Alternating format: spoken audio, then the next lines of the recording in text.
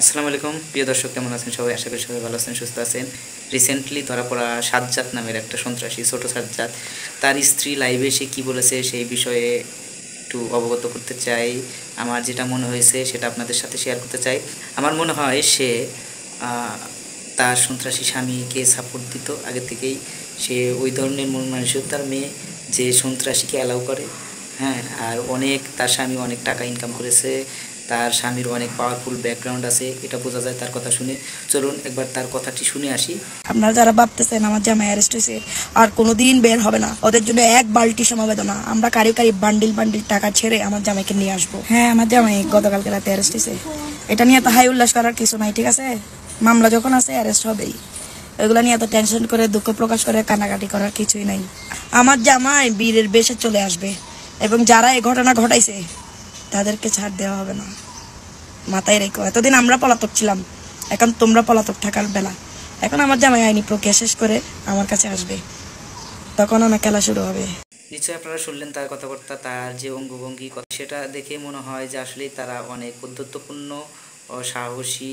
এই সাহসগুলো আসে থেকে তাদের নিশ্চয়ই ব্যাকগ্রাউন্ড অনেক শক্তিশালী। তারা হয়তো কোনো আইন শৃঙ্খলা বাহিনীর উপরও কোনো পজিশনে আছে, যার কারণে তারা বলতেছে কারিগরি টাকা দিয়ে তার স্বামীকে সারিয়ে আনবে, তাদের পাওয়ার দেখাবে, কয়দিন আটকে রাখবে, এরকম ধরনের কথাবার্তা। আমার এটাই মনে হলো, আপনাদের কি মনে হচ্ছে জানি না, আমার এটাই মনে হলো যে সে তার পাওয়ার আছে বলেই সে এগুলো বলতে পারছে, তার কোনো পিছনে শক্তি আছে, সেই কারণে এরকম কথা বলতে পারছে। আমার একান্ত ব্যক্তিগত ধারণা সেটা হচ্ছে ওই সাজ্জাদের পিছনে অনেক বড় শক্তি কাজ করতেছে।